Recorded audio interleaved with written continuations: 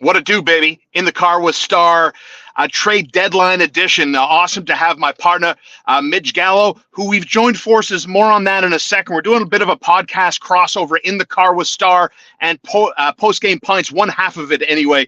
Mitch Gallo, welcome to In My Car, remotely, of course. How's it going, buddy? It's going well, man. Busy few days. I can't wait Mm. for Monday. And I see that we don't have Campbell with us. Maybe it's because he just beat us on a pretty significant bet. Yeah, I know. More on that as we get closer to the end of this instant react. Well, not so much instant reaction. Gallo and Campbell reacted instantly on their post game pints. You can find them on YouTube. Make sure you hit that like and subscribe button as they reacted to the deal we all saw. We all saw coming. So there's no surprise that Ben Chiarot, Mitch, gets traded last night around 8 o'clock. Leaves the Canadiens for what I think is a great haul. Forget about the guy Ty Smilanic that they got, who was drafted 74th overall in the 2020 draft. Was this trade part of the piece if you're just waking up? So Ty Smilanic, they get a fourth round pick in this year's draft, and the money pick here is the first round pick in 2023. Now, granted, it's a Florida Panthers first round pick, but Mitch, this trade all about getting that first round pick in 2023 for you. Is that fair to say? Well, I don't know if a 2022 first round pick was available. This is one of those situations, Star, where I'd love to know everything that was on the table and what the different offers were. I know it's Yeah. not possible. I know that doesn't happen and that information is never disclosed. But I would love to have been a fly on the wall for all those negotiations that Jeff Gordon and Ken Hughes were a part of. As far as the 2023 first round pick, look, we know that draft is said to be deeper. And we know that the pick is not protected. Now, you say it's the Florida Panthers, so who knows what that pick is going to be. Listen, man, we don't know NHL what happens. All right. All right. So Colorado makes the Matt Duchene deal with the Ottawa Senators. And everyone thinks Ottawa, right? Ottawa is this team. They just went to the conference finals. They're going to be good. Nope, they tank. And Colorado gets Cale Makar with Ottawa's pick. Amazing. Ottawa makes the Erik Karlsson deal with San Jose. So nobody would have thought that San Jose was going to tank the way they did. The bottom fell out in San Jose. And what happens? Well, Ottawa has the 2 picks in the top 5, and they get Stützle and Sanderson. They get a forward and a defenseman. Not saying the Islanders are going to be bad. I'm saying the Canadiens went to the Stanley Cup final last year and are in dead last this year. You just don't know year to year with the NHL, and the Panthers didn't protect the pick. It's No. not top 10 protected. This is beautiful for the Canadiens. And then, yeah, if the Panthers are good, you're expecting to draft somewhere in the 20s in a deep draft. I love this for the Habs, especially for the long term. So what about the other side of this then? Like the Florida Panthers perspective, obviously a juggernaut stacked with talent up front. They score a shit ton of goals, scoring pretty much 4 a night, almost 4.5 at a certain stretch of time. From my side, I love the deal for Florida because I think this is what teams that legitimately do when they can win a Stanley Cup. I get that Ben Chiarot is a disaster in his own end. He takes bad penalties on the regular. The analytics crowd isn't a fan of Ben Chiarot's analytical game. So we have that debate, the eye test versus the analytic guys, right? But I know what I know, and I know this in my core. In the playoffs, you need Ben Chiarot. You need that nasty SOB, cross-checks you. You don't want to play against him. Like, I do believe that whoever the Panthers meet up in the playoffs and how many rounds they go, I know there's a psychological impact that Ben Chiarot is going to have. So from your side, Mitch, let's talk about why you think Florida made this deal. What do they see in Ben Chiarot? What does he bring? Are they a better team today because they have him? 100% a better team. Love the fit for the Panthers because I can tell you, I love watching that team play. They're fun. So I when I have the chance, always flip on Florida Panthers games. Problem with Florida, they play way too wide open. They are so similar to Toronto to me with the style in which they play. And we've seen the lack of success for the Maple Leafs in recent playoffs. I think Ben Chiarot makes them less like Toronto. I also think that if you look at the recent Stanley Cup winners and what they've been able to do on the blue line, look, you need that true number one. They have that with Ekblad. You need a good stopper. They have that with Mackenzie Weegar. And then it falls off a little bit on the blue line. Look at Tampa Bay. So Tampa Bay, for their 2 Stanley Cups, They had Luke Shen, Zach Bogosian, David Savard. They had guys like Ben Chiarot. Before the 2 cups by St. Louis, of course, it was by Tampa. It was, of course, St. Louis. They had a Scandella. They've had an Edmondson who's in Montreal now. They've had guys like that. So I think Chiarot is perfect when you look at what it takes to win the Stanley Cup, the physicality. And look, Star, that's also a team that isn't exactly littered with players who have had playoff success. And I think that's also important. Chiarot hasn't won the Stanley Cup, but he came a couple games away from doing it last year. So he brings the experience too. Lots of playoff games with Winnipeg as well. So yeah, I like the fit, and I'm totally with you. When it comes to a playoff hockey and acquiring one specific player, I don't care what the analytics say. Ben Chiarot's going to help you. He is. So the package, again, the Canadiens get a 4th-round pick this year, a 1st-round pick unprotected in next year's draft, which all the experts are telling us is the deepest draft. It's one of the best drafts to come along in recent memory. That's the word about the 2023, a.k.a. the Connor Bedard draft. And the Canadiens get a prospect in Ty Smilanic, who, reading on Elite Hockey Prospects, speedy bottom 6 guy, energy guy. We know the math tells us less than about 15% the hit rate of late round picks graduating to the National Hockey League. But look, I mean, you never know. You never know what's going on. So Mitch from the Post Game Pints podcast, find them on YouTube and Instagram and all that stuff. What do you think's next? Trade deadline is Monday. Before we let you go, what do you think is next for Ken Hughes? I've heard some pretty strong rumors that it's Ben Chiarot and Artturi Lehkonen are the only guys that are going to be moved between now and Monday. What do you think about Artturi Lehkonen getting moved, and do you see anything else happening from the Canadian side? Well, I don't know. With Lehkonen, I think it's unlikely, but not impossible. It's not necessarily something I would do unless, like, put it this way. I'm not trying to trade Artturi Lehkonen, value for Lehkonen. I'd make the move, but I wouldn't be actively shopping him saying, all right, come trade deadline, I have to deal this guy. He's under team control next year. I know the arbitration eligibility hurts a little bit here, but I'm not in a rush to trade Lehkonen, so the trade would have to be really good. Like, Mathieu Perreault was on waivers, so clearly they couldn't make a trade for him. Same with Cedric Paquette. If I'm a team, I would still give up pretty decent value for Brett Kulak.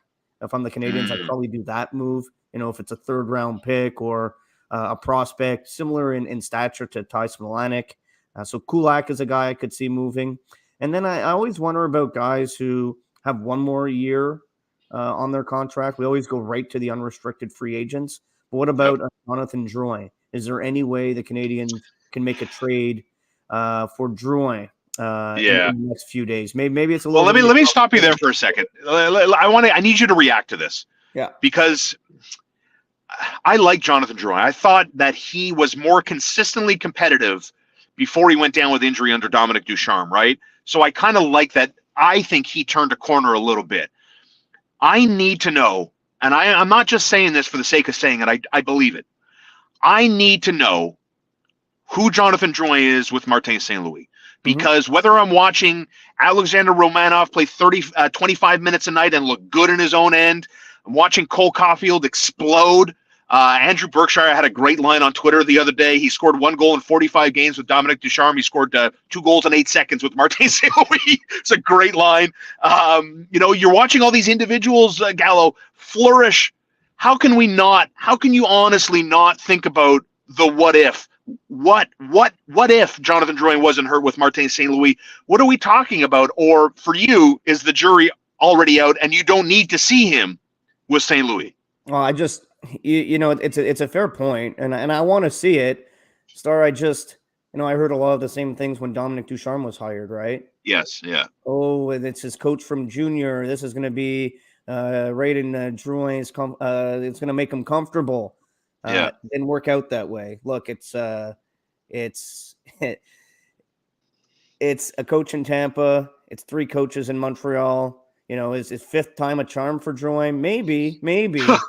but I'm willing to move on at this point. I think the jury has made up their minds. $5.5 million, man. I mean, the salary cap space, right? And that was the thing.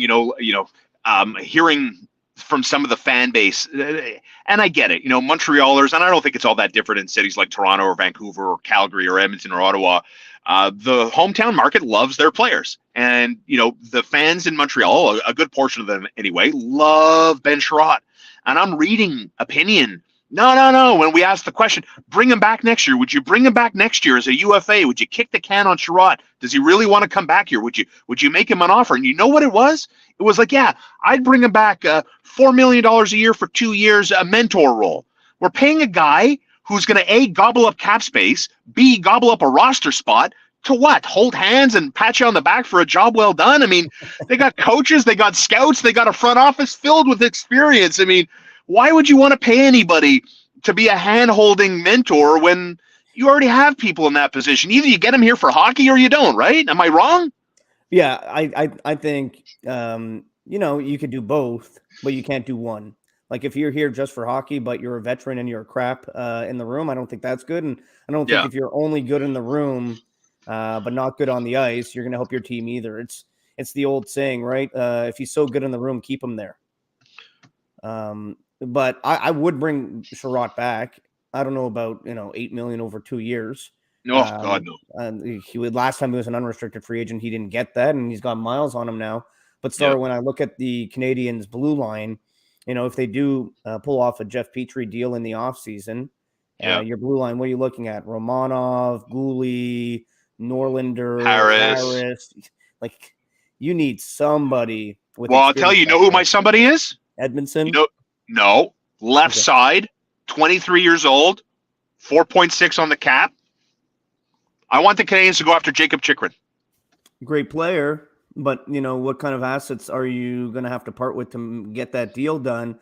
And then all of a sudden, are you screwing up what you're trying to do with your rebuild here?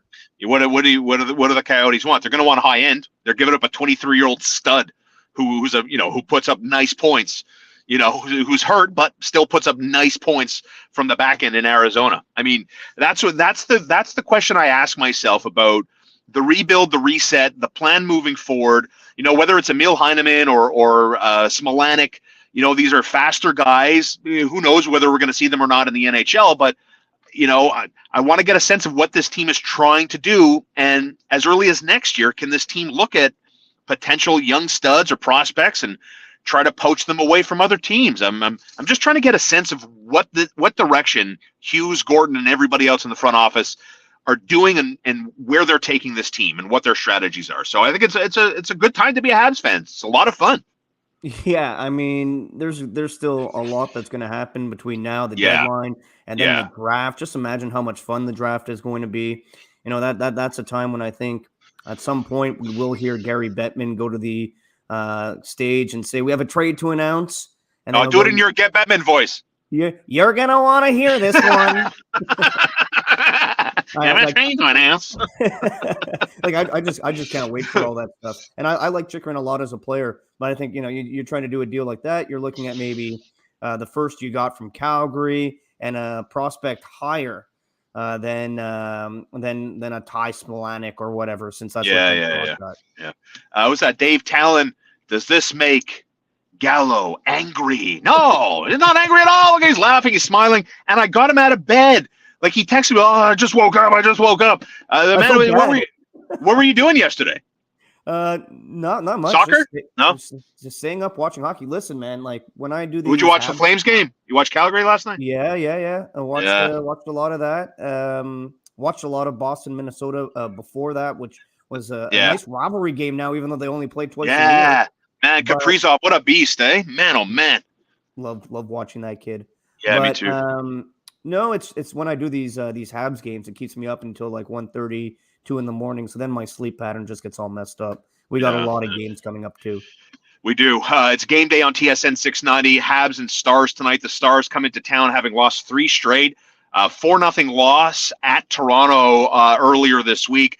They're also 2-4 in their last 6 road games, which takes me to the Three Horsemen podcast. As we're giving you some trends, giving you some insight into the Canadiens game. Maybe you've seen episode number 1 of the Three Horsemen podcast. Mitch Gallo, Sean Campbell, yours truly with our March Madness bracket. And it looks like Campbell is already off to a head start, Mitch? As he took the Ben Chiarot draft. That bastard. Well, listen, Star, you have nothing to feel bad about because you had no chance. No. Because Dave Trentadue's random draw, we're picking third, and Campbell picked the Florida Panthers with the second pick. Yeah. So really, I'm the one who should be crapping on myself. Would you at St. Louis? I had St. Louis. Yeah. I could have had Florida and won this draft. So it's on me. I am the genius who passed. I passed on Brady Tkachuk and took Jesperi Kotkaniemi, unfortunately. Right. So make sure you tune in. We'll be back on Saturday with a look at more trade deadline activity and some of the ever-changing odds, and of course some locks, perhaps, depending on how we feel as we look at the NHL betting board on Saturday night. So that's the Three Horsemen podcast presented by BetOnline.ag. Use promo code Horseman for a 100% first-time sign-up deposit, and we'll look forward to doing that on Saturday. And of course, the post-game Pints podcast featuring Mitch Gallo and Sean Campbell. You can find them online and wherever podcasts are found these days. The comments continue to come in the aftermath of the Ben Chiarot deal. Morning, boys. Who do you think is next to get traded by the Habs? We touched on that already. I think Arturi Lehkonen, right? Mitch might be there. Yeah, Brett Kulak is another name. But they're not done by any stretch, whether it's a flurry of activity between now and Monday. And certainly, I think, Mitch, we can expect a barrage of movement this summer, right? That's when I think a lot of the heavy lifting is going to get done. That's when you can move contracts. Teams aren't restricted with the salary cap in the summer. Totally. Jeff Petrie, come on down. That's the guy being traded at the draft. All right, buddy. Thanks as always, my man. Enjoy the rest of your day. Make sure you get those high reps in today. Hey, lift heavy, get the reps in. Push yourself, okay? Push yourself. Yeah, buddy. All right, my man. That's not bad, eh? The Nissan Maxima SR, baby. Thanks, my man. There he goes. Mitch Gallo, one half of the Post-Game Pints podcast. I hope you didn't mind my big fat finger there. I had to remove Gallo from the stream because I'm about to do something else. Thanks for watching, all of you, and the comments are coming in. I got to tell you, and I'm not getting paid for this, okay? But I love great products, especially when they come from Canada and they relate to golf. Again, I'm not selling you anything, and I'm not being paid to do this. Look at this logo. Isn't that let me put that in the screen. There we go. Red Rooster Golf. Red Rooster Golf, 250 City Center Avenue in Ottawa, Ontario. You have to check them out online. Red Rooster Golf. It's a Canadian golf company.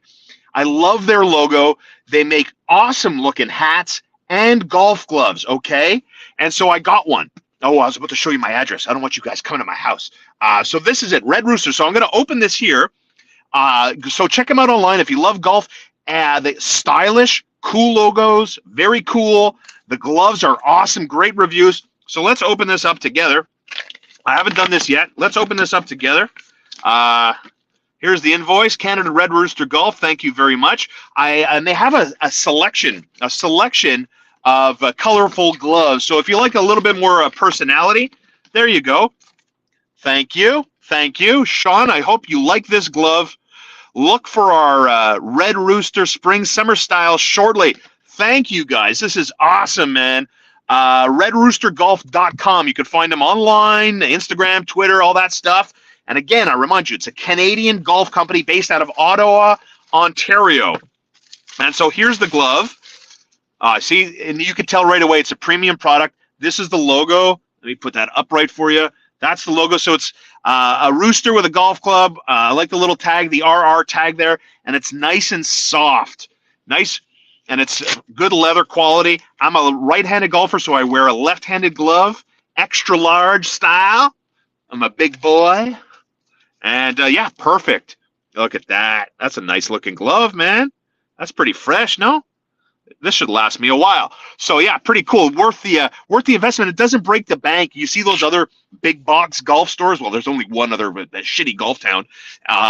They rob you. They rob you because they can, because there's no competition, right? Red Rooster Golf. Support local. Red Rooster Golf at redroostergolf.com. Awesome. I think I'm going to go back home. I'm going to buy a hat because I love this Isn't that a cool logo? I love it. And I love it even more because it's Canadian. So awesome. That's it, my friends. Thank you for watching and tuning in. And we'll have more instant reaction as the Montreal Canadiens, my friends, are wheeling and dealing. Ben Chiarot gone for the Florida Panthers. More to come. Mark my words. I think Terry Lekkonen's the next to go. Happy Thursday. It's going to be 15 degrees today. Maybe it's time to head over to Poutine Ville Vaudreuil Dorion. They're open today, Thursday, right through Saturday. Proud sponsors of In the Car with Star and K-Stop Gas Bar and Depener, a locally owned and operated gas station in Ganawage, Highway 138, in the Playground Poker parking lot. Premium fuel at discount prices, and you save the taxes, okay? Support me, support my sponsors. In the Car with Star. As always, our email, inthecarwithstar@gmail.com, is always open and active. I'll read your emails, hopefully tomorrow.